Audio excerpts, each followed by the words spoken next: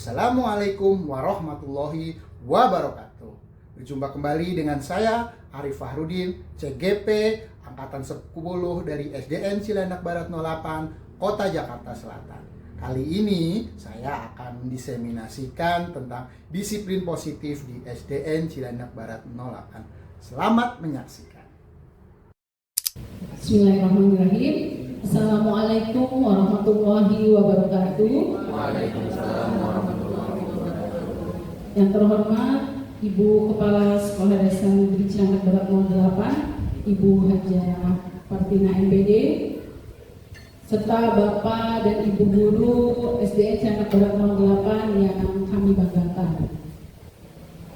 Puji syukur kita panjatkan kehadirat Allah Subhanahu wa Ta'ala, Tuhan Yang Maha Esa, karena pada hari ini kita dapat berkumpul di tempat ini dalam rangka kegiatan diseminasi CGP Angkatan 10 tentang budaya positif yang akan disampaikan oleh Bapak Arif Fahrudin.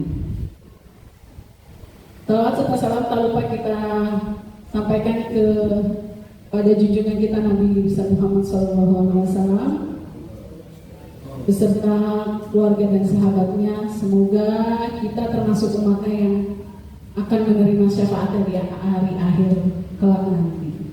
Amin. Amin.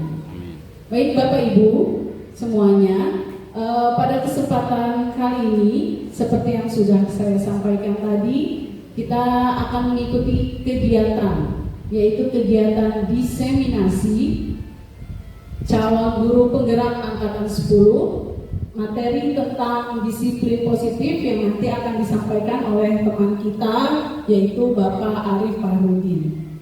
Baik, demi lancarnya acara ini, mari kita mulai saja kegiatan kita dengan menyanyikan lagu Indonesia Raya.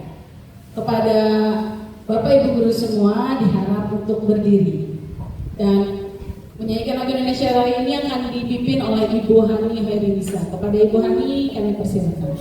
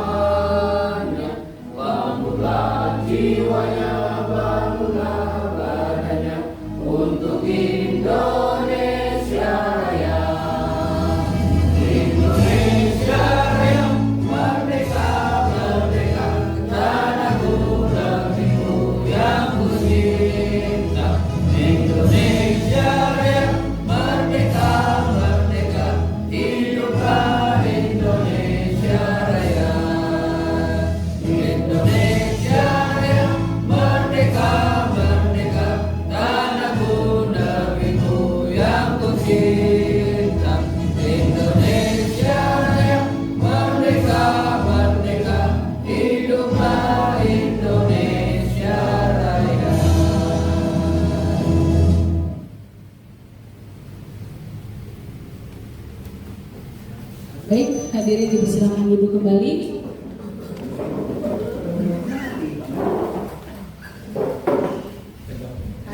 Ya, beranjak acara berikutnya, sebelum kita mendengarkan diseminasi yang akan dilakukan oleh Bapak Arif Fahrudin, mari demi lancarnya kegiatan kita pada hari ini, kita buka dengan pembacaan doa yang akan dipimpin oleh Bapak Ilhamdi Putra. Kepada Bapak Ilhamdi kami persilakan.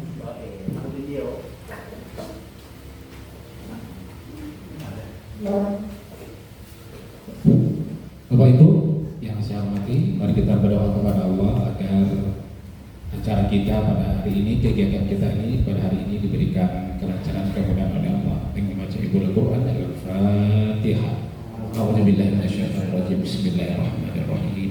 Rabbil alamin arrahmanir rahim maliki yaumiddin. Iyyaka na'budu wa iyyaka nasta'in. Ihdinas siratal mustaqim. Shiratal ladzina an'amta 'alaihim ghairil maghdubi 'alaihim waladdallin. A'udzubillahi minasyaitonir rajim. Bismillahirrahmanirrahim. Alhamdulillahirabbil alamin wassalatu wassalamu ala asyrofil anbiya'i wal mursalin wa ala alihi wa sahbihi ajma'in.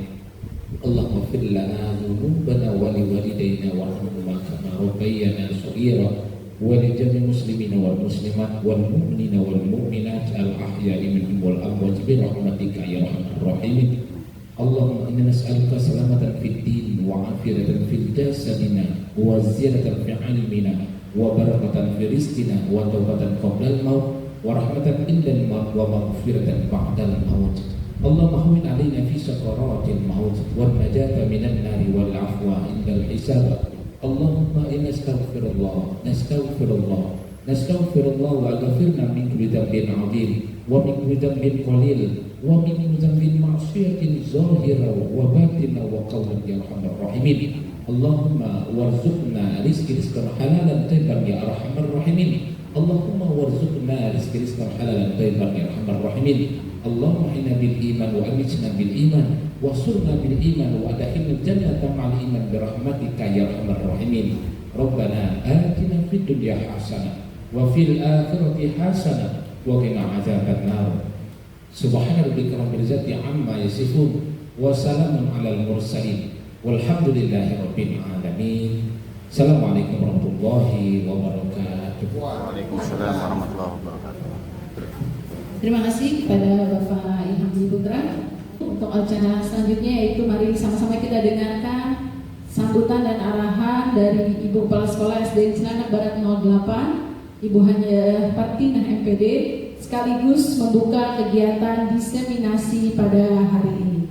Pada Ibu Hajah Partinah kami persilakan.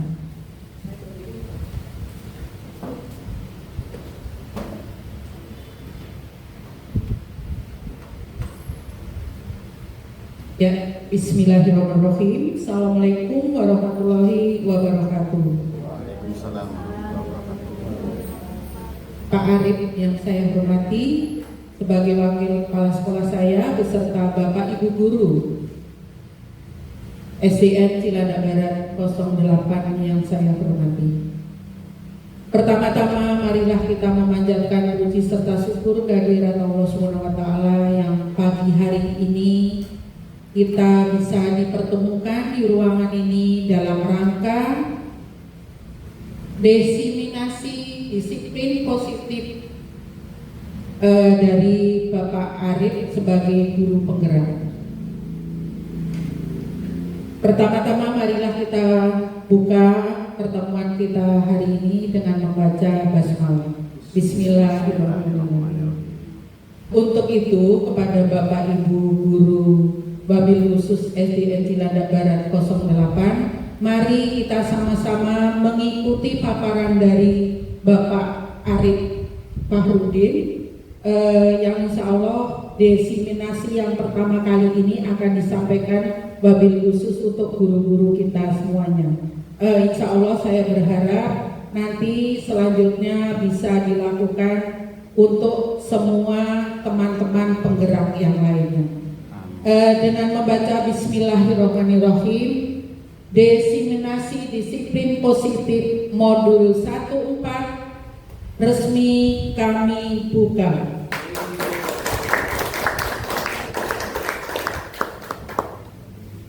Demikian pembukaan dan saya ucapkan selamat kepada Pak Arif dan tetap semangat kepada Bapak Ibu guru. Saya akhiri, wassalamualaikum warahmatullahi wabarakatuh. Waalaikumsalam warahmatullahi wabarakatuh.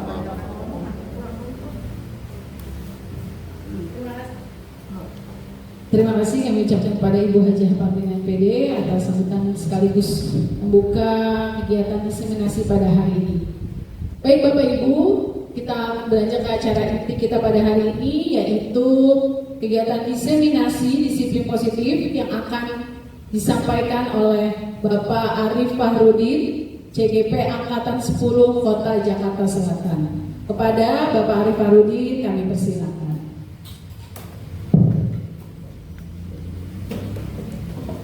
Terima kasih. Assalamualaikum warahmatullahi wabarakatuh. Yang terhormat Ibu Kepala Sekolah SDN Cilandak Barat 08, Ibu Haja Kartina MPD, dan yang saya hormati Bapak Ibu Guru SDN Cilandak Barat 08 yang pada kesempatan hari ini berada di ruangan ini bersama-sama mengikuti kegiatan diseminasi disiplin positif pada program calon guru penggerak di SDN Cilandak Barat 08.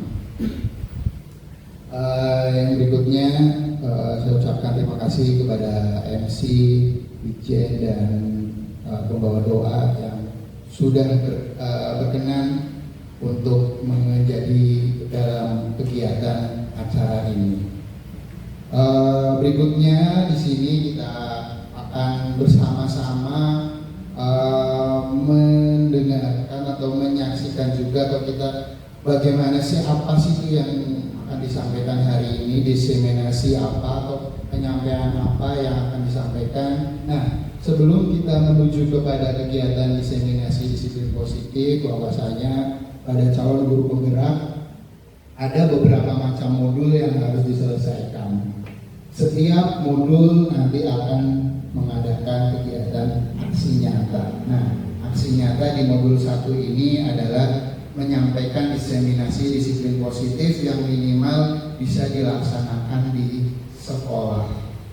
Lebih bagus lagi itu ke banyak. Tapi kita belajar dulu, kita terapkan di sekolah kita dulu. Semoga apa yang saya pelajarin, yang sudah sedikit saya sampaikan, dan rencana apa ke depan yang akan saya lakukan bisa bersama-sama kita laksanakan di sekolah kita. Seperti halnya pada saat kemarin saya sampaikan tentang visi sekolah, di mana kita di sini sebagai keluarga SDN Cilandak Barat 08 harus bersama berjuang memajukan sekolah kita. Saya tidak bisa sendiri memajukan sekolah ini, Bapak Ibu pun demikian, kita butuh kerjasama dari Bapak Ibu semuanya. Mudah-mudahan ke depan di tahun ajaran baru ke depan dan seterusnya sekolah kita akan lebih baik lagi.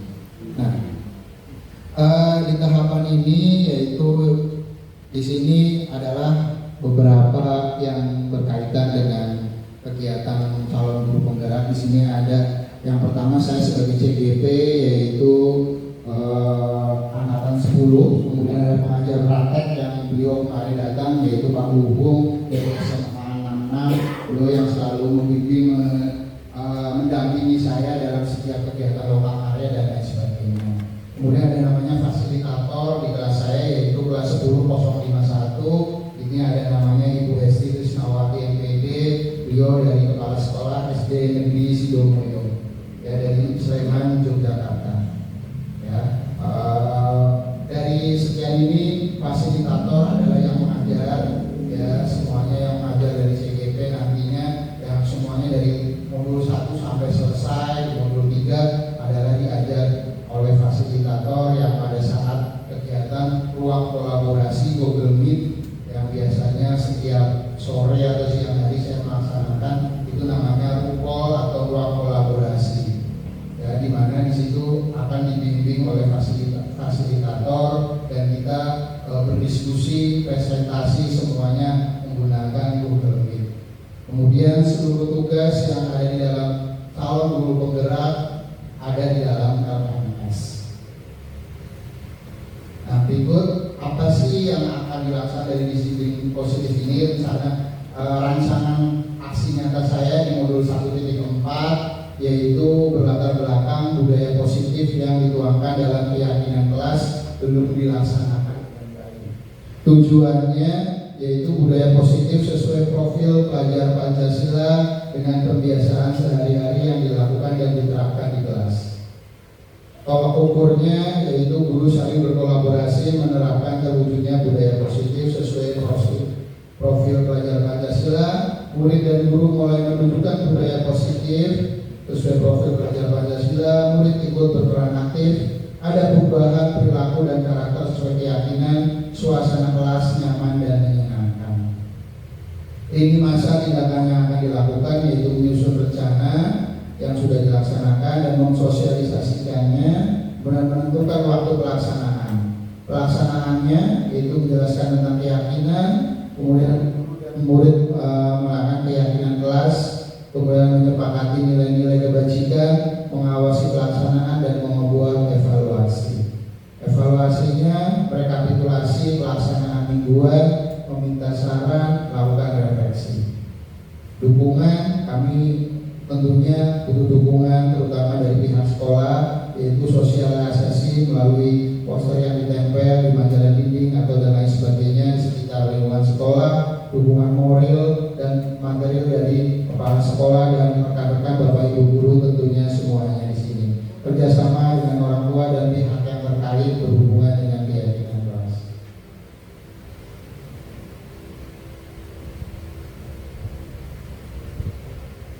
Di sini kita langsung kepada materi konsep utama budaya positif.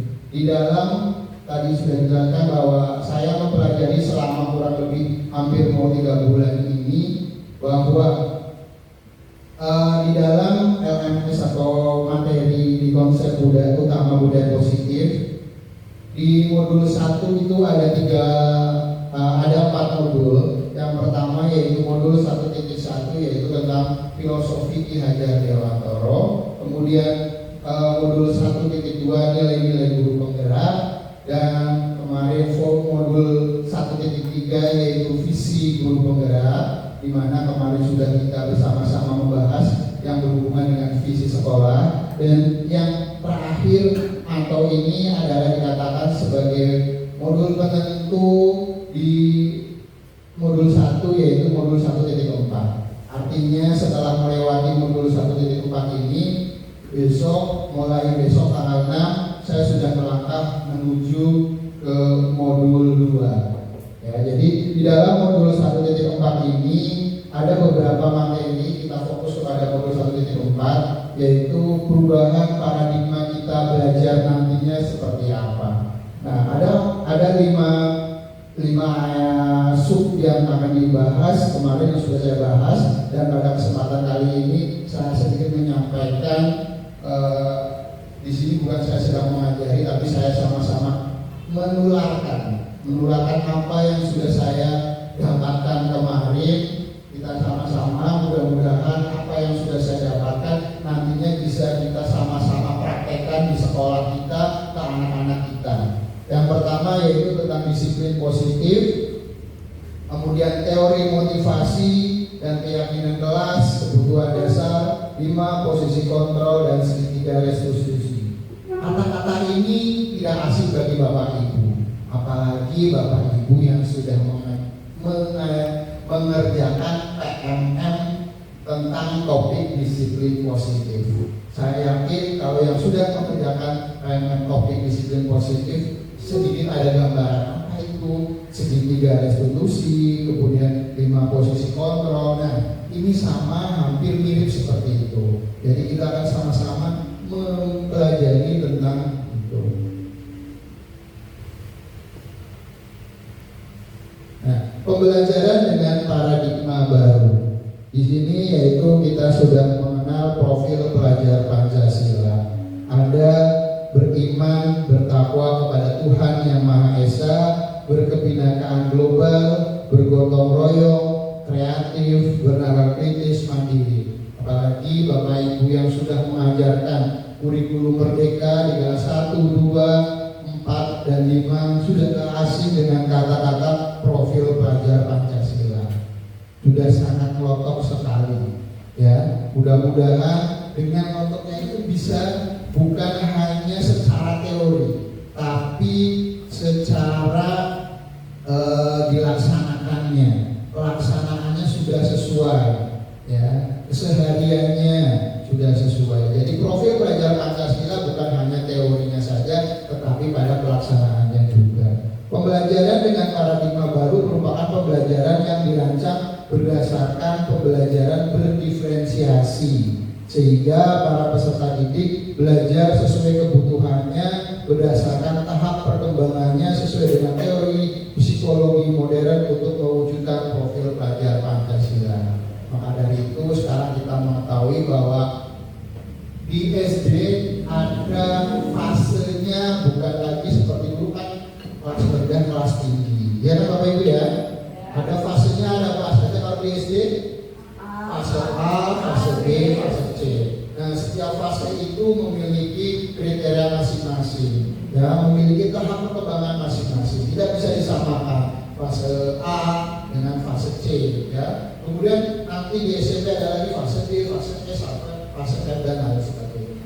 Nah, dan seterusnya itu adalah fase-fase yang harus kita ketahui.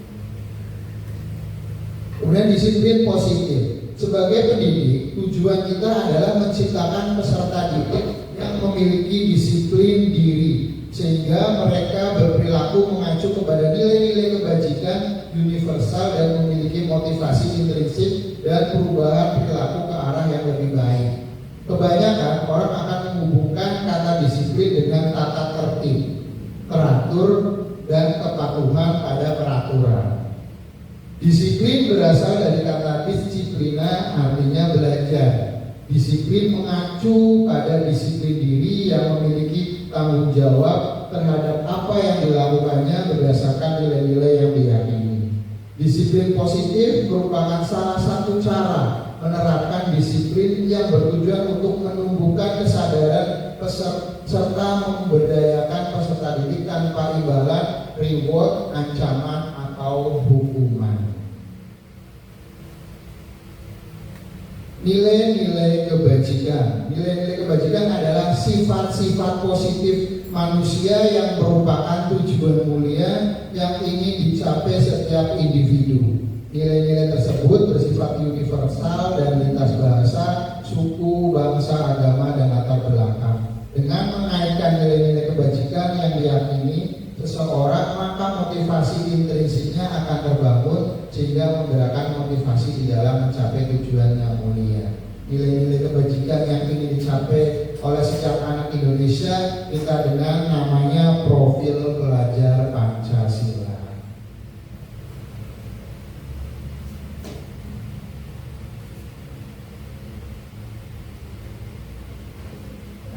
Disiplin positif dan nilai kebajikan. Kaitannya apa? Dalam rangka menciptakan lingkungan yang positif, maka setiap warga sekolah dan pemangku kepentingan perlu saling mendukung, menghayati dan menerapkan nilai-nilai kebajikan yang telah disepakati bersama. Untuk dapat menerapkan tujuan mulia tersebut, maka seorang pemimpin pembelajar perlu berjiwa kepemimpinan sehingga dapat mengembangkan sekolah dengan baik agar terwujud suatu budaya sekolah yang positif sesuai dengan standar kompetensi pengelolaan yang telah ditetapkan. Tujuan mulia dari penerapan disiplin positif adalah agar terbentuk murid-murid yang berkarakter, berdisiplin, santun, jujur, peduli, bertanggung jawab, dan merupakan pembelajar sepanjang hayat sesuai dengan standar kompetensi kelulusan yang diharapkan.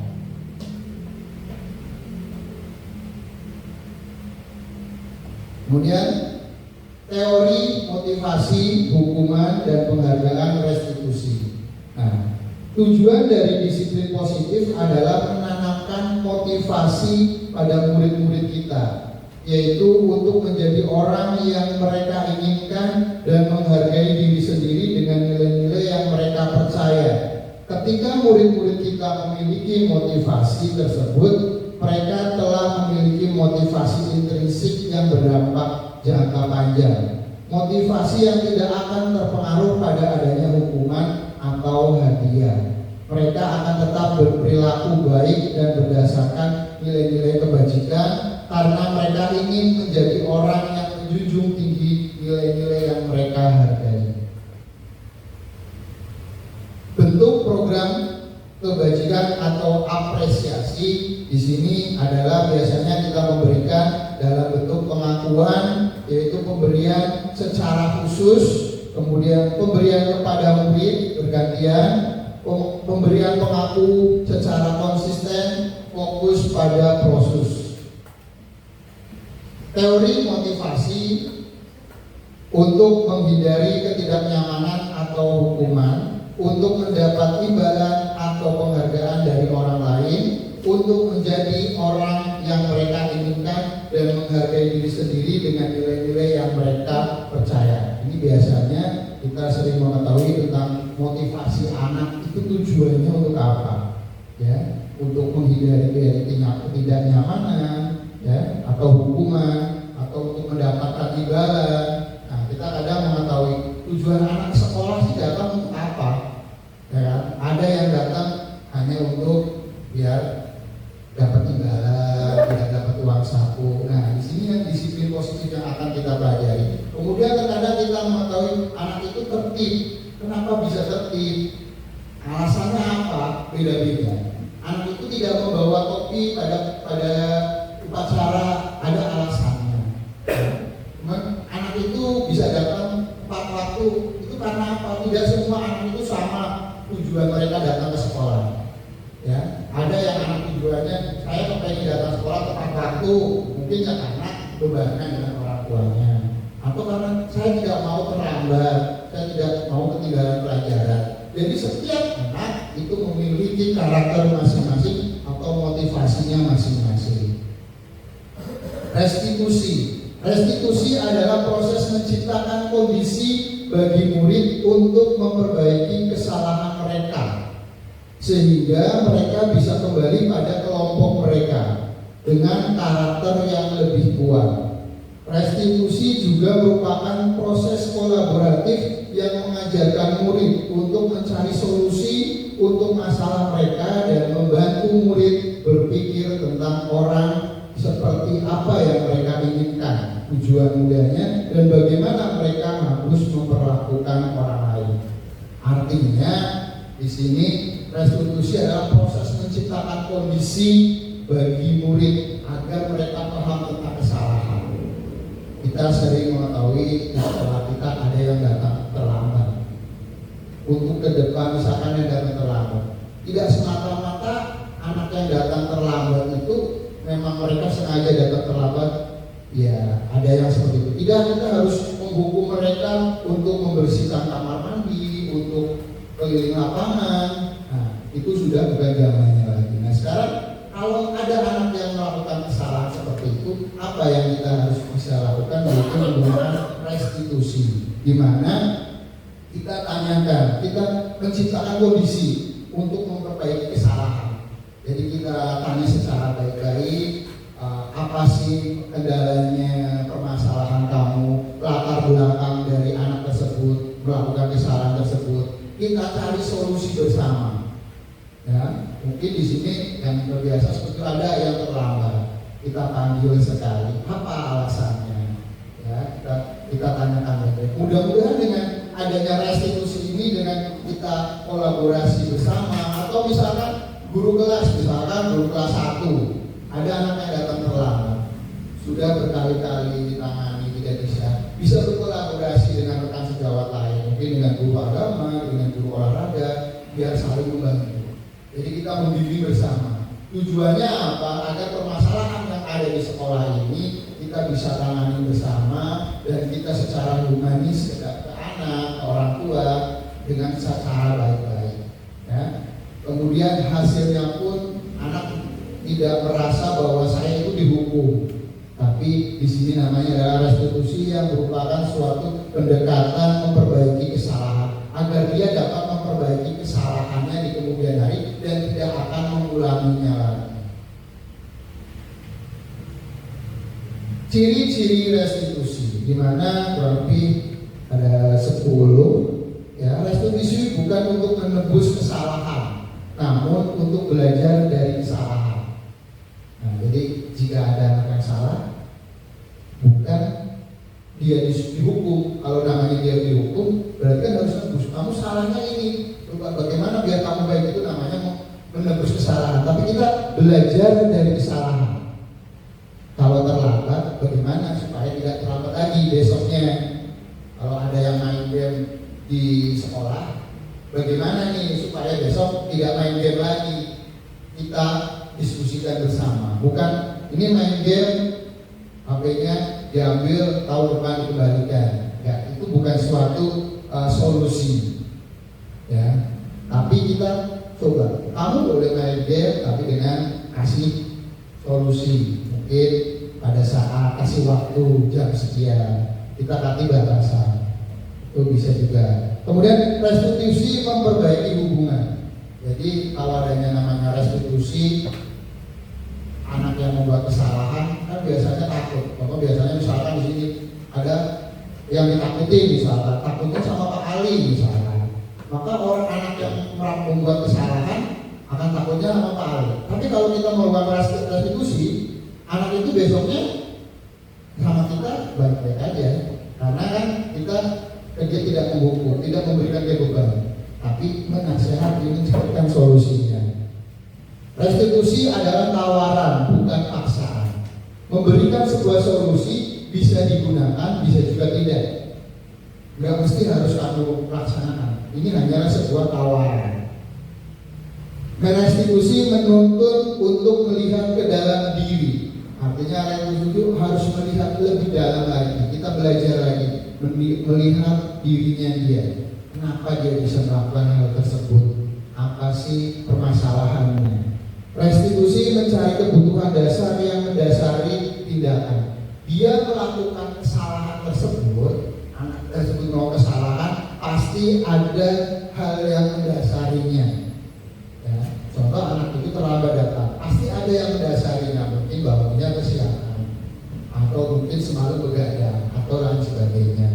Restitusi diri adalah cara yang paling baik. Kemudian restitusi fokus pada karakter, bukan tindakan. Restitusi itu menguatkan, restitusi fokus pada solusi, restitusi mengembalikan murid yang berbuat salah pada kelompoknya. Jadi apabila melakukan sebuah kesalahan, artinya kalau kita melakukan restitusi, kita berharap kedepannya dia akan kembali ke jalan yang normal. Ya, walaupun dia udah belok, kita arahkan lagi menuju jalan yang lurus. Jalan yang kalau di dalam agama kan kalau udah ada belok kita luruskan lagi, dia jangan semakin melenceng. Nah, itu namanya restitusi, kita balikan lagi. Kemudian teori, motivasi, hukuman, penghargaan, dan restitusi. Apa sih bedanya antara motivasi, hukuman, penghargaan, dan restitusi? Di sini dapat kita identifikasikan hukuman adalah sesuatu yang menyakitkan dan harus terjadi. Contoh, kira-kira apa yang menyakitkan? Mungkin kalau berolahraga sering ini, sesuatu yang menyakitkan harus terjadi. Lari keliling lapangan, tidak bawa kaos, suruh lari keliling lapangan, itu hukuman atau konsekuensi atau restitusi? Hukuman. Ya. Kalau konsekuensi harusnya apa? Kalau konsekuensi, kalau dia tidak membawa kaos olahraga, konsekuensinya kira-kira bagaimana?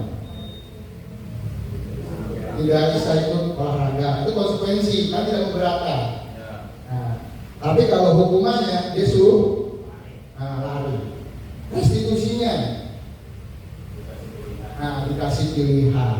Bisa juga mungkin kasih olahraganya bagaimana caranya, kasih pilihan, atau pakai kaos yang dia pakai, kaos mungkin dia pakai kaos oblong atau pakai apa boleh, itu namanya pilihan.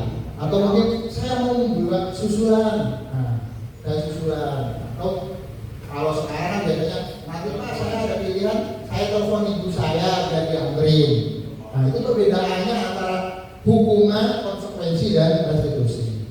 Tidak nyaman, hukuman itu tidak nyaman untuk murid atau anak untuk jangka waktu yang panjang. Yang kita bisa bayangkan, anak yang terlambat, misalkan kalian terlambat, nggak boleh masuk. Itu kan suatu hukuman apa udah itu? Nggak boleh masuk dalam gerbang. Sampai kapan? Sampai nanti pulang. Kan sebuah hukuman. Ya.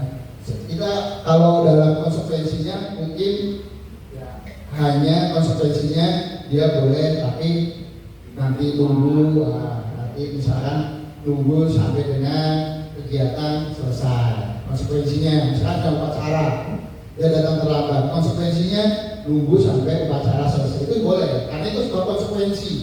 Kemudian restitusinya kita harus saling menguatkan. Kita tanya, kenapa kamu bisa terlambat? Apalagi setiap hari Senin terlambat, kita kasih solusi. Itu adalah restitusinya. Hukuman, korban mendapatkan keadilan. Kemudian korban bisa diabaikan untuk konsekuensinya. Restitusinya mendapatkan ganti. Kemudian kalau hukuman, murid akan merasa tersakiti. Konsekuensinya murid dibuat tidak nyaman. Kalau restitusi, murid akan mendapat penguatan. Oke. Dari 3 jenis ini dapat kita ambil kesimpulan. Kalau ada hal-hal yang tidak sesuai di sekolah kita, agar murid ini kedepannya tidak tersakiti dan lain sebagainya, maka mungkin kita bisa mengambil tindakan restitusi. Tapi restitusi kadang nggak membuat anak itu jera. Ya kan seperti itu ya biasanya ya. Ya. Besoknya diulangi lagi. Coba kita coba lagi, kita restitusi terus sampai dengan insya Allah kalau seperti itu terus kan mungkin bisa kembali lagi ke jalan yang benar. Namanya tadi mungkin dia sudah beloknya terlalu tajam. Kita harus belokkan pelan-pelan. Karena apa? Kalau kita memberikan hukuman, yang namanya hukuman itu terus terang akan terkenang sampai sekarang, sampai masa yang akan mendatang. Mungkin kayak Bu Putri atau dulu zaman SD pernah mendapatkan hukuman, mungkin sampai saat ini masih terkenang. Kalau usianya sudah berkepala 3 masih teringat dulu saya seperti ini, ya kan? Nah, saya pun demikian. Terus terang, saya pernah di kelas 1 SD mendapatkan hukuman, sampai saat ini saya masih teringat. Nah, itu yang saat ini kita pelajari, ya. Jadi kayak seperti mungkin kalau di dalam mulirin, jadi akan teringat selamanya. Nah, jadilah kita sebagai guru di sini memberikan suatu teladan kepada anak, memberikan contoh, memberikan kenangan yang baik kepada anak-anak kita. Jangan sampai nanti anak kita sudah dewasa, sudah bekerja. Kamu ingat nggak nama guru Pak Ilham? Ya, saya ingat, dia yang suka menghukum saya keliling lapangan. Nah, kan beda rasanya. Tapi kalau ingat Pak Ilham, ya Pak Ilham adalah orang yang dulu kalau saya terlambat, saya selalu diajak cari solusi ini dan lain sebagainya. Itu nama kita juga baik juga. Pak Ilham yang selalu diajak ngopi, ya kan? Yang bijaksana, yang selalu bukan ngobrol sama orang tua murid. Kalau saya terlambat, mama saya diajak ngobrol di depan, dikasih solusinya. Itu juga namanya bisa restitusi karena suatu pendekatan. Kemudian perilaku hukuman adalah perilaku yang pasif agresif yang meningkat. Konsekuensi adalah penguatan hanya bertahan dalam jangka waktu yang pendek. Restitusi masalah dapat terpecahkan. Ya. Kalau kita restitusi, mungkin kita tahu nih anak itu sebenarnya punya masalah. Mungkin seharusnya kemarin ini udah lulus ya Pak Ali ya. Kita punya sebenarnya masalah. Karena kayak Japra dari dulu sering terlambat.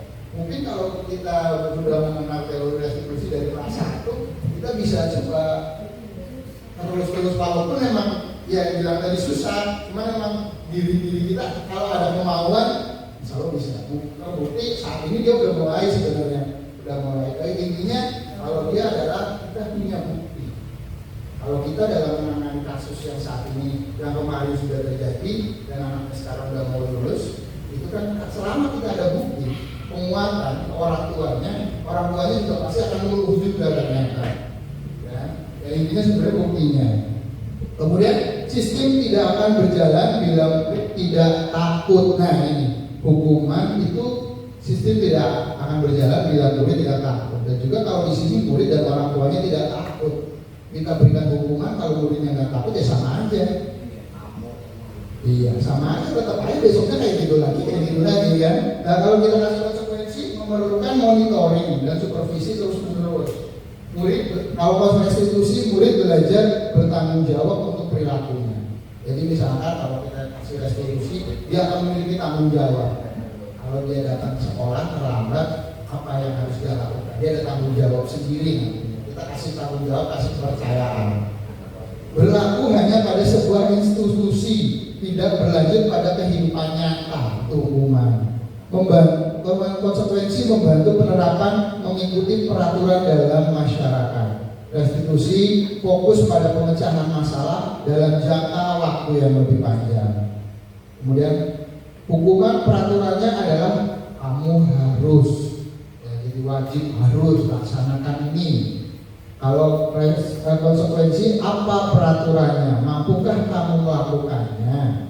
Terima kasih. Kemudian kalau restitusi, apa yang kamu yakini? Apa yang bisa kamu lakukan untuk memperbaiki masalah ini? Murid anak membenci peraturan, hukuman itu murid akan membenci. Kemudian konsekuensi menghormati, murid akan menghormati peraturan. Kalau restitusi, murid akan menghormati dirinya dan orang lain. Nah, dari ketiga ini mudah-mudahan ke depan kita bisa minimal yang netral, ya, netral konsekuensi. Jangan sampai kita selalu memberikan hukuman, ya. Justru kita bisa memberikan restitusi agar budaya positif dari kita sebagai guru juga memiliki dampak yang bagus nanti buat mental anak itu sendiri.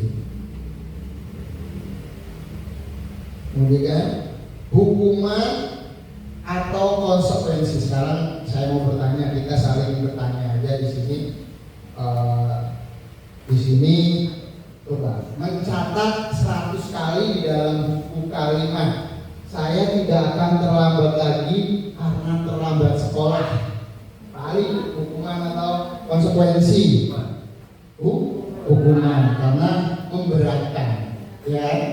Kemudian nih guru olahraga nih biasanya Papris coba lari mengelilingi lapangan basket 2 kali karena terlambat hadir di sekolah. Hukuman.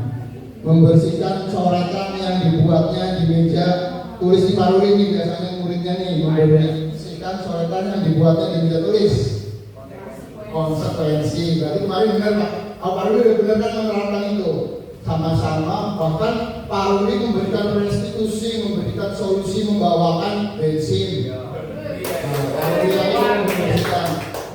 Artinya dengan seperti ini ternyata di sekolah kita pun sudah melakukan restitusi. Dia Paruri sudah memberikan restitusi, bukan hanya membersihkan, tapi Paruri yang memberikan bensinnya di solusinya, memberikan solusinya. Nah, ke depan setelah memberikan solusinya, harusnya ya, bagaimana biar tidak mengulanginya lagi? Setelah kali 5 kali menyoret, kelas kan naik, nyoret lagi, tidak kelas lagi. Nah itu yang harus kita jangan sampai hal itu dilakukan lagi. Itu salah satu bukan yang baru langsung kamu nyoret, ayo kamu bawa mejanya, bawa keluar, kamu gotong-gotong. Nah kan itu namanya hukuman ya yang kita lakukan. Ini sudah ditangani. Murid diminta untuk push up 15 kali karena tidak menggunakan masker ke sekolah. Hukuman, ya, nggak ada kan ya? Kita nggak pakai masker, ya, nggak ada. Nah, kita kasih, nah, itu restitusi kita ya. Nah, berarti kalau kita kasih sebuah restitusi atau sebuah konsekuensi? Restitusi ya, kalau kita kasih masker. Kita tanya dulu kenapa dia nggak. Ya betul, restitusi kita tanya dulu. Nah, solusi kalau memang bawa kita kasih atau jatuh artinya selama ini pun sebenarnya kita sudah menggunakan restitusi tersebut, menggantikan kertas tugas teman yang telah dicoret-coret. Jadi dia sudah coret-coret, disuruh ganti. Misalkan muridnya Pak Dik si satu di siapa tuh udah sudah coret-coret punyanya si Fakri, maka ya yang sudah coret harus ganti. Kira-kira konsekuensi atau hukuman? Ya, jadi kurang lebih perbedaannya seperti itu. Nah, kita sebagai guru harus bisa dapat membedakan mana sih yang harus mendapatkan hukuman, mana sih harus mendapatkan konsekuensi dan tentunya restitusi. Kemudian berikutnya setelah tadi hubungannya dengan restitusi, berikutnya kita kepada keyakinan kelas. Nah ini kan sebelum kita masuk ke dalam materi keyakinan kelas, besok kita akan masuki ajaran sudah selesai ya. Kita nanti tahu ajaran baru. Nah, kalau ajaran baru pasti mendapatkan kelas yang baru Bapak Ibu semuanya, ganti kelas. Ya, mungkin Bunur kelas 6, nah, atau Bu Leo jadi kelas 1. Ya, semuanya akan mendapatkan kelas-kelas yang baru. Jadi setelah mendapatkan kelas yang baru itu pasti suasananya beda. Suasananya beda. Ya, nanti Bunur kelas 6 dengan Karoli, misalkan kan itu nanti akan membentuk sebuah kolaborasi yang bagus. Nah, di mana kita harus membuat keyakinan kelas.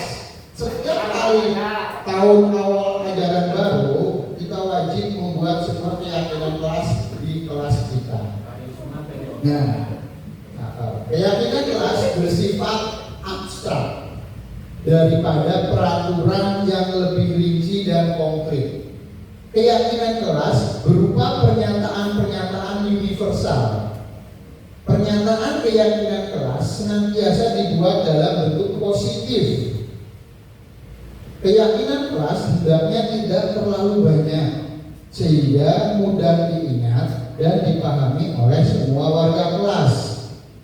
Keyakinan kelas sebaiknya sesuatu yang dapat diterapkan di lingkungan tersebut. Semua warga kelas hendaknya ikut berkontribusi dalam pembuatan keyakinan kelas melalui kegiatan curah pendapat. Kemudian bersedia meninjau kembali keyakinan kelas dari waktu ke waktu. Nah, ini adalah bagaimana cara kita membuat keyakinan kelas. Di mana keyakinan kelas itu lebih abstrak, bersifat lebih abstrak daripada peraturan. Artinya keyakinan kelas dengan peraturan kelas sedikit berbeda. Karena keyakinan kelas itu adalah bersifat positif, bersifat membangun buat ke depan kita selama 1 tahun ke depan. Apa sih keyakinan kita, kelas kita nantinya? Keyakinan kelas mempersilahkan warga sekolah atau murid-murid di sekolah untuk bercurah pendapat tentang peraturan yang perlu disepakati di sekolahnya atau di kelasnya. Jadi murid diajak untuk menyampaikan pendapatnya, mencatat semua masukan murid atau warga ke dalam papan atau kertas poster, bisa pakai post-it nanti ditempelkan. Kemudian susunan keyakinan kelas sesuai prosedur pembentukan keyakinan sekolah atau kelas. Gantilah kalimat-kalimat dalam bentuk negatif menjadi bentuk positif. Contoh kalimat negatif ini yang kemarin baru disampaikan dan kemarin kejadian. Janganlah berlari di kelas atau koridor. Betul kan kemarin kejadiannya Bapak Ibu ya? Ada yang berlari di koridor nabrak jadinya. Nah, keyakinan kelas jangan kalimat yang negatif, jangan pakai kata jangan itu kan kalimat negatif, tapi menjadi berjalanlah di kelas atau koridor. Berjalan, artinya keyakinannya bahwa koridor kita, selasa kita ini buat jalan, bukan buat lari-lari. Nah, itu sebagai masukan kemarin dari Pak Uli menyampaikan, memang betul kita harus ada satu keyakinan kelas di mana ada satu keyakinan berjalanlah di koridor. Terus terang di sekolah ini tahun kemarin saya sendiri tidak membuat keyakinan kelas itu. Kita pasti mengutipnya di lingkungan kelas kita dong, jadi dalam kelas. Misalkan duduk dengan tertib, datang tepat waktu, ya itu adalah kalimat-kalimat positif. Kita sampai tidak teringat bahwa berjalanlah di koridor. Ternyata kemarin kejadian lari, nabrak lagi jajannya tumpah. Nah itu kan yang nggak kita inginkan yang seperti itu.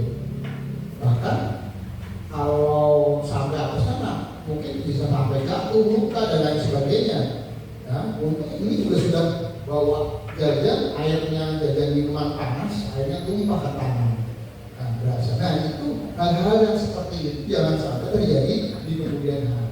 Kita buat kesepakatan, nanti kita kesepakatan salah satunya itu bisa kita sepakati berjalanlah di koridor, di kelas atau koridor. Artinya tidak lari-larian di dalam kelas atau di koridor. Atau bila perlu juga di lapangan ya.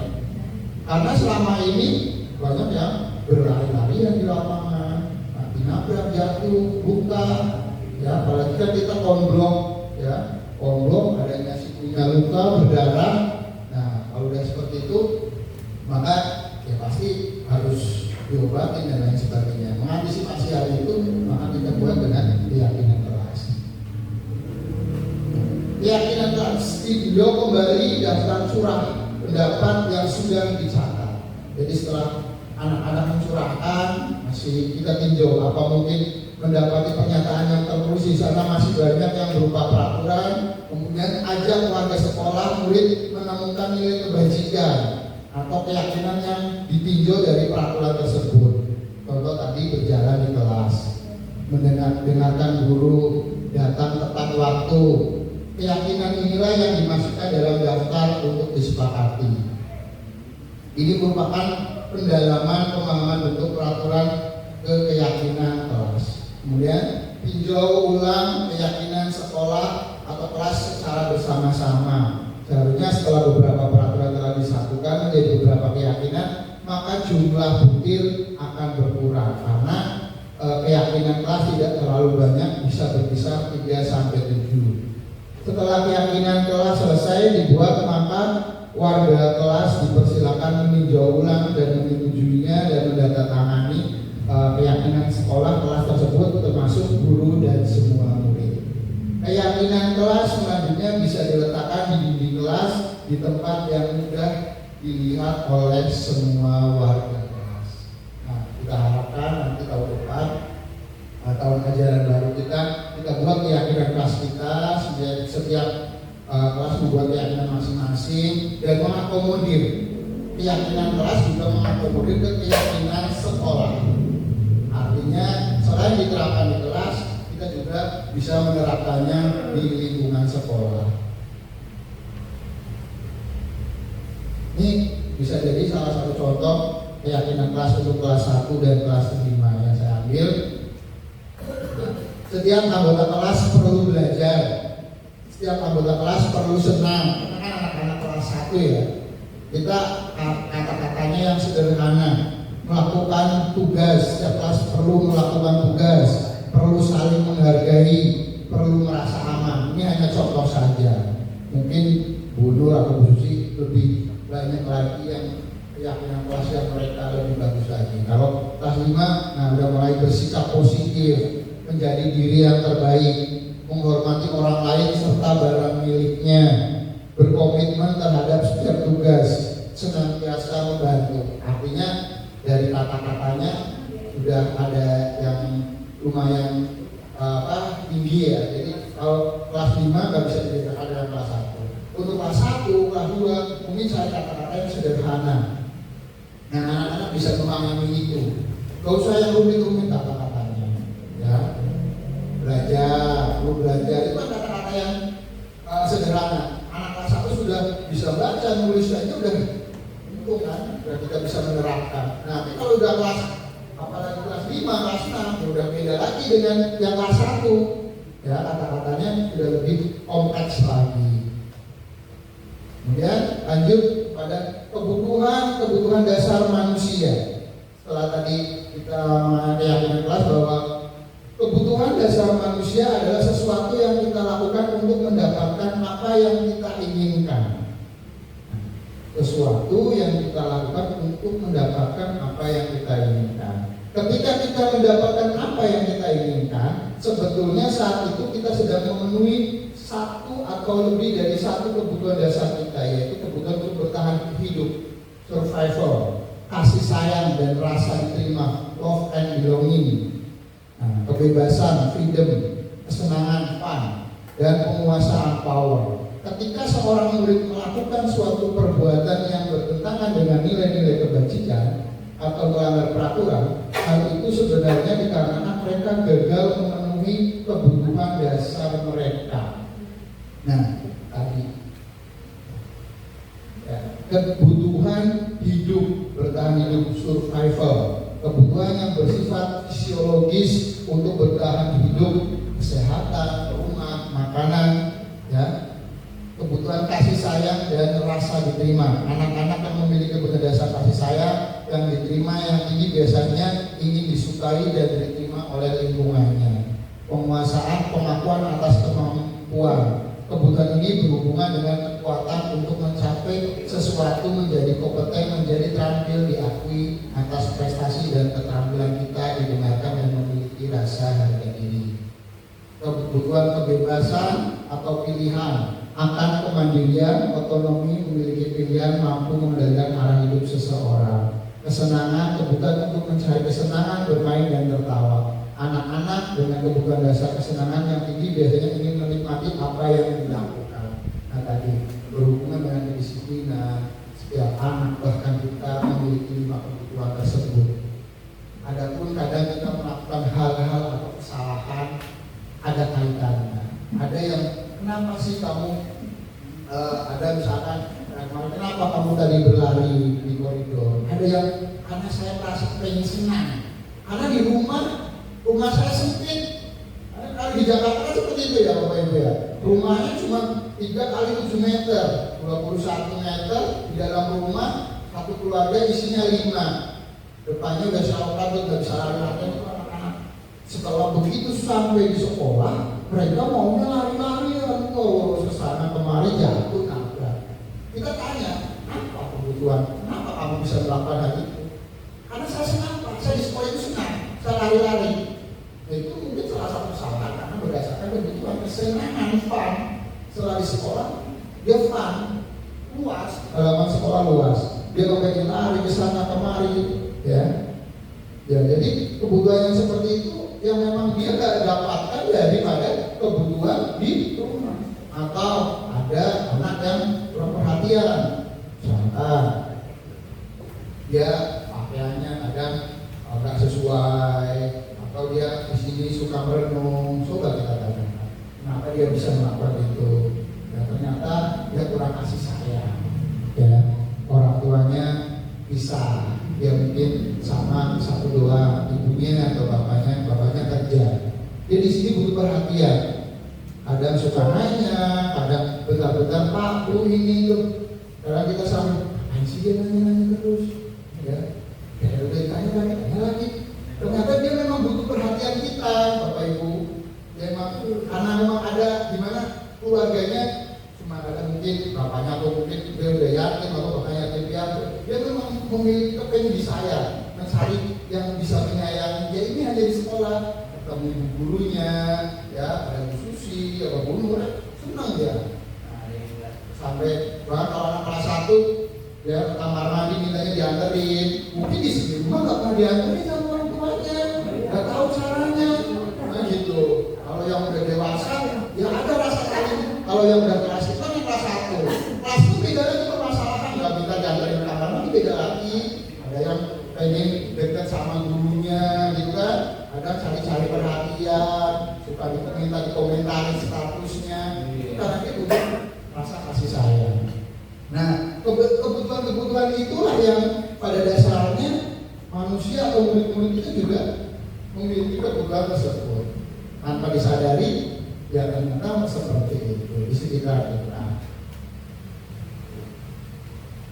Nah, kemudian 5 posisi kontrol di sini.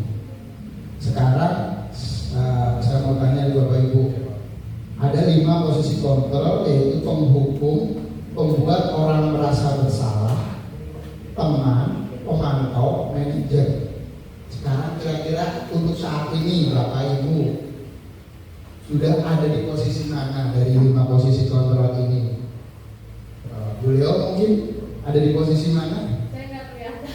Ya, penghukum, pembuat orang merasa bersalah, teman, pemantau, manajer. Bagi muridnya.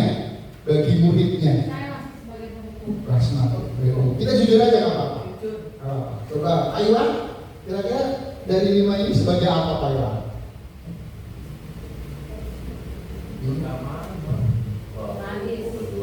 Pembuat merasa bersalah, teman, pemantau, manajer. Kira-kira menurut saya itu di sekolah saat ini tuh saya jadinya dari dulu penghukum, kemudian Pak Iwan jadi teman, atau mungkin apa?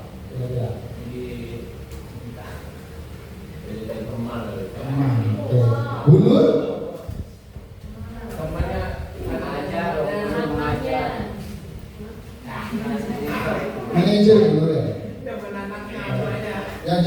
nggak mungkin lah kalau kelas dulur menghukum main jangan sekali ya dulur kelas 1 kan. Kalau kelas 1 dulur pulang itu anaknya kalau balik ke sekolah. Nah, di sini kata-kata penghukumnya itu menghardik, biasanya sering di kelas itu menghardik, menunjuk-nunjuk, menyakiti. Ini kamu ini, nggak bisa apa-apain. Itu namanya kamu kalau kamu dari kemarin, itu kan namanya menghukum, udah kata-kata menyindir terus.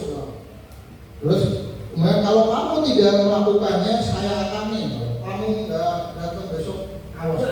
Bukan kayak gitu kata-katanya. Itu kita biasanya masih menjadi penghukum.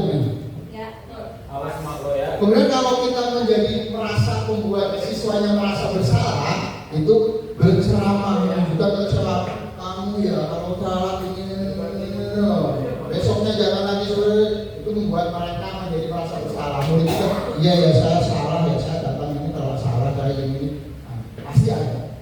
Ya. Kemudian jadi teman. Kalau jadi teman adalah membuatkan alasan-alasan untuk muridnya. Lakukan untuk bapak ibu ya, sudah nanti bapak ibu bantu, ayo nanti bapak ibu bantu nih kamu nih atau anak satu, kamu saya nggak bisa ke kamar ya, di sini bapak ibu bantu pakai sana, gitu, bapak seperti itu ya kan, ayo bapak anterin ibu anterin ke kamar mandi sini, ke kamar mandinya, kalau kasih seperti itu, ya. Kemudian kalau pemantau, mengukur, liatin, ya, apa peraturannya. Ini apa? Kenapa kamu gak semangat? Peraturannya dibaca ini apa coba? Dia kan apa udah banget? Nah itu, mungkin ya. Kemudian apa yang telah kamu lakukan? Kamu tanyain. Kemudian kalau sebagai manajer mengajak pertanyaan-pertanyaan, apa yang kita yakini? Apa kamu meyakini hal tersebut? Kalau kamu meyakini, kamu mau memperbaikinya enggak? Nah, memberikan solusi. Ya. Kalau kamu nggak bisa ngerjain PR, ada anak nggak bisa ngerjain PR, bagaimana kita gimana yo biar PR ini besok nggak kayak ini lagi. Ini sebagai manajer itu sebuah ya. Nah kamu kalau ada PR otomatis berjalan ini kita kasih solusi. Tapi kalau kamu nggak ngerjain PR ini namanya kita sebagai penghukum ya. Jadi posisi kontrol 5 posisi kontrol kita sebagai guru di sini tidak ada salahnya di sini memang ada 5 karena secara teori di sini ada 5 yaitu tadi sebagai penghukum membuat murid merasa bersalah, teman, kemudian memantau dan manajer. Dari 5 itu 2 negatif, 3 positif. Artinya sebagai teman, manajer itu adalah hal yang positif. Nah, ke depan dengan sesuai kita profil pelajar Pancasila, kita berupaya bahwa apa yang kita lakukan ini adalah hal yang positif. Jangan terus kita sebagai guru kita lakukan sebagai hal yang negatif tersebut. Kita berusaha menjadikan hal yang positif. Karena akan memiliki dampak yang sangat berarti kepada murid kita. Nah, di sini berikutnya adalah segitiga restitusi. Ini yang terakhir, yang berikutnya adalah materi segitiga restitusi, yaitu dengan kemampuan tadi 5 posisi kontrol guru, di mana guru memiliki 5 tersebut. Kita apabila ada permasalahan di sekolah, kita memiliki simbol yaitu segitiga restitusi, yaitu dengan cara menstabilkan identitas, validasi tindakan yang salah, menyayangkan keyakinan. Jadi tentunya setiap orang pasti pernah melakukan kesalahan, ya.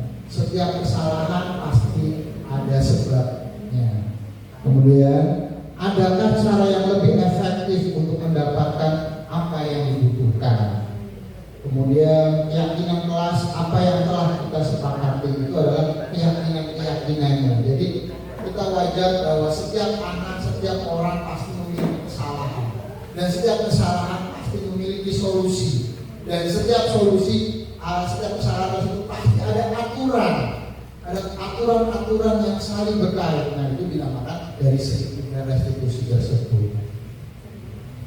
Dan segitiga restitusi yang pertama yaitu menstabilkan identitas, di mana bagian dari dasar segitiga restitusi bertujuan untuk mengubah identitas anak dari orang yang gagal karena melakukan menjadi orang yang sukses.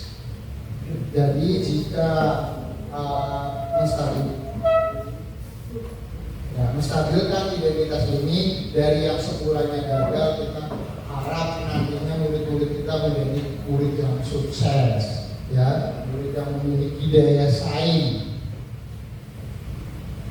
Kemudian validasi tindakan yang salah. Setiap tindakan kita dilakukan dengan suatu tujuan, yaitu memenuhi kebutuhan dasar. Kalau kita memahami kebutuhan dasar, apa yang mendasari sebuah tindakan, kita akan bisa menemukan cara-cara yang paling efektif untuk memenuhi kebutuhan tersebut.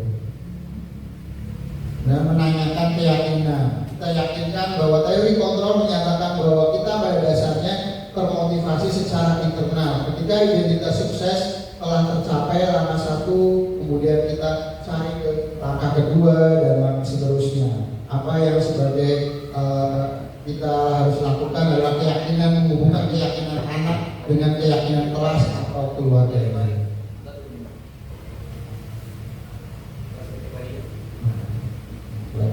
Ya, penerimaan budaya positif di sekolah, kita harapkan nanti di sekolah kita yang pertama penerapannya selalu menerapkan di kebiasaan 5S: senyum, salam, sapa, sopan, dan santun, yaitu menyambut murid di depan, di gerbang, pembiasaan saling kepada guru, pada orang yang lebih tua dan pada tamu, ya. Gerakan literasi sekolah, kegiatan membaca buku 15 menit agar minat baca murid meningkat. Sebelum kegiatan pembelajaran, salah satu murid membacakan pantun, ya, peribahasa, kemudian dan lain sebagainya dalam kegiatan literasi.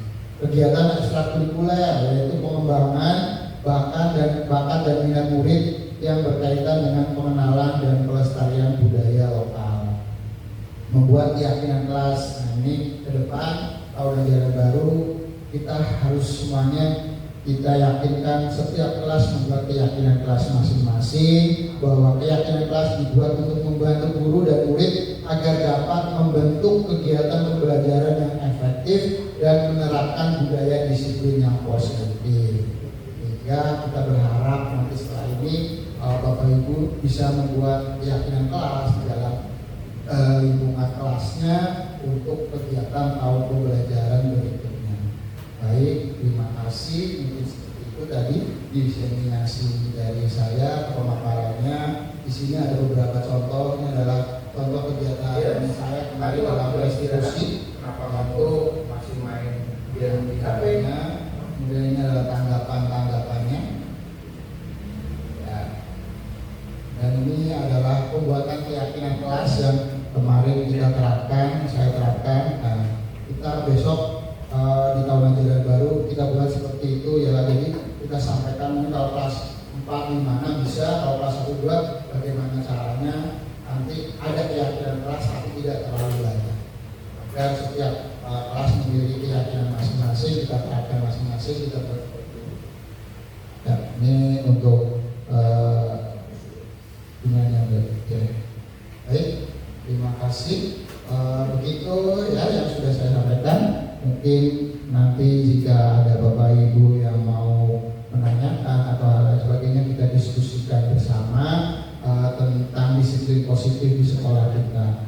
Saya berharap kita semuanya di sini, saya mengajak Bapak Ibu semuanya, kita juga kepada saya di sini berharap mengajak Bapak Ibu semuanya ke depan kita untuk terus meningkatkan pelayanan kita kepada peserta didik kita, ya. Membuat peserta didik kita di sekolah kita semakin tentunya dalam pembelajarannya semakin aktif lagi, ya, semakin meningkat, terutama kegiatan pembelajaran, ya, pembelajaran di sekolah kita tahun kemarin harus ditingkatkan lagi ke depannya. Tahun ini harus lebih baik dari tahun kemarin, minimal bisa bertahan, syukur bisa naik.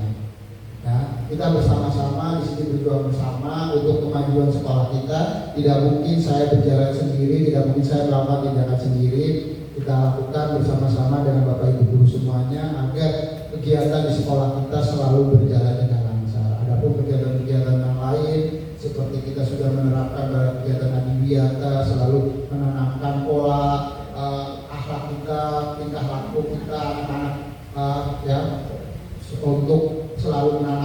kita selalu tanamkan itu agar kegiatan ke depan di sekolah kita semakin bagus lagi, semakin meningkat. Mudah-mudahan dengan adanya ke depan di tahun ajaran baru akan lebih baik lagi. Kurang lebih seperti itu aja yang bisa saya sampaikan. Selebihnya apabila ada kesalahan dan kekeliruan dari saya, itu murni dari saya mohon maaf. Dan apabila dalam penyampaian ada hal yang kurang berkenan juga, saya mohon maaf. Wabillahi taufiq wal hidayah. Wassalamualaikum warahmatullahi wabarakatuh.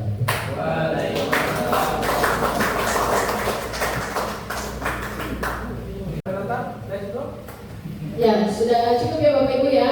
Mudah-mudahan dari apa yang tadi sudah disampaikan Bapak Arif tentang disiplin positif, kita bisa terapkan dalam sekolah kita tercinta ini SD Cilandak Barat 08, dengan harapan mudah-mudahan sekolah kita menjadi sekolah yang lebih baik lagi. Dari prestasi semuanya, guru-gurunya lebih meningkat lagi. Ya, baik. Untuk menutup acara ini, mari sama-sama kita tutup kegiatan kita pada hari ini dengan sama-sama mengucap hamdalah. Kurang bisa mohon maaf. Wabillahi taufiq wal hidayah. Assalamualaikum warahmatullahi wabarakatuh. Ya, kami untuk kita semua.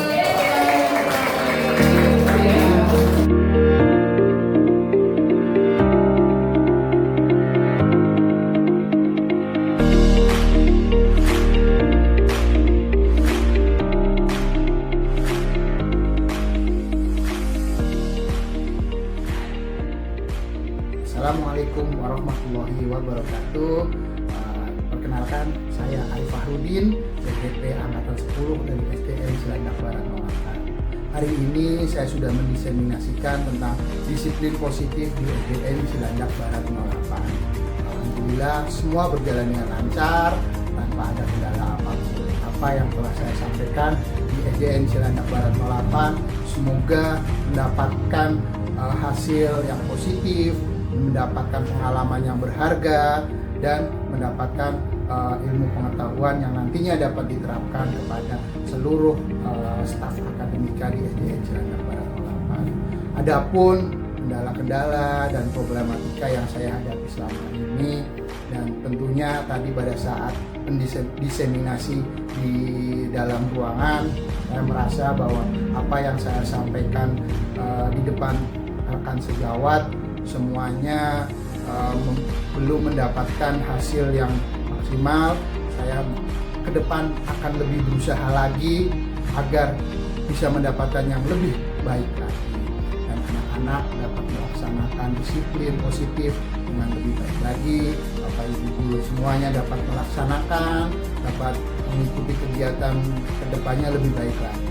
Tentunya apa yang sudah saya sampaikan dan saya paparkan di depan rekan sejawat semuanya dapat bermanfaat bagi seluruhnya, sehingga ke depan anak merasa bahwa dirinya jika bersalah itu tidak mendapatkan hukuman, mereka mendapatkan restitusi yang akan lebih baik. Dan pada saat tahun ajaran baru, seluruh guru di SDN Cilandak Barat 08 tentunya dapat membuat keyakinan kelas bersama, sehingga keyakinan kelas itu dapat diterapkan kepada seluruh kelas, sehingga pada saat tahun ajaran tersebut dapat berjalan dengan lancar, kemudian pembelajaran dapat lebih efektif lagi. Cukup sekian refleksi dari saya. Wabillahi taufiq wal hidayah. Assalamualaikum warahmatullahi wabarakatuh.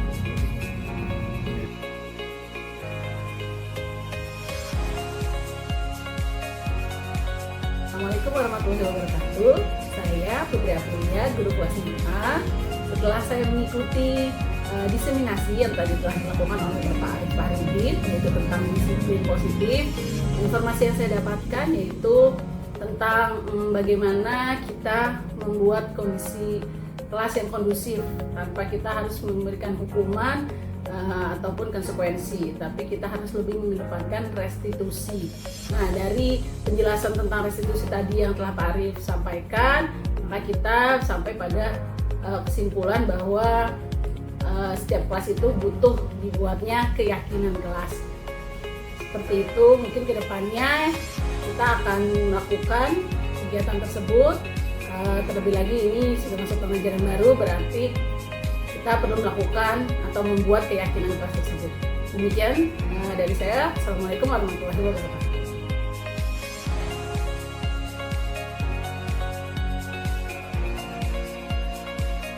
Assalamualaikum warahmatullahi wabarakatuh.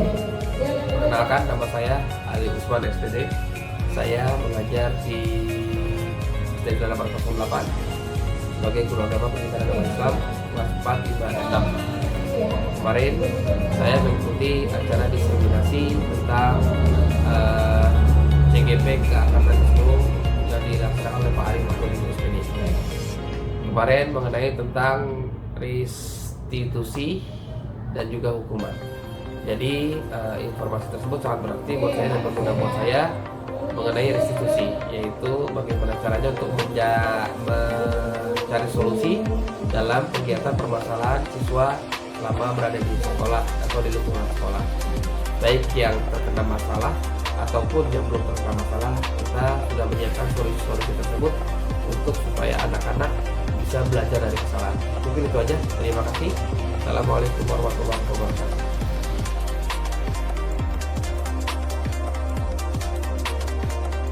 Assalamualaikum warahmatullahi wabarakatuh. Saya Rida Fatinasari, guru kelas 5 SD Cilandak Barat 08. Saya ingin memberikan tanggapan terhadap konsiderasi disiplin positif yang disampaikan oleh Bapak Arif Mahdudin, CGP Angkatan 9. Materi yang beliau sampaikan menarik dan baik untuk dilaksanakan di pembelajaran kita sebagai guru SD tentunya, yaitu adalah tentang restitusi. Pada saat ini seiring berkembangnya zaman, anak-anak lebih tentang restitusi. Restitusi adalah sebuah perbaikan yang diberikan kepada anak atau solusi yang bisa dimanfaatkan oleh anak-anak tersebut. Selain itu, materi yang disampaikan adalah tentang keyakinan kelas. Keyakinan kelas adalah sesuatu yang bisa kita yakini atau sepakati bersama anak-anak di awal pembelajaran untuk pembelajaran kedepannya bagaimana.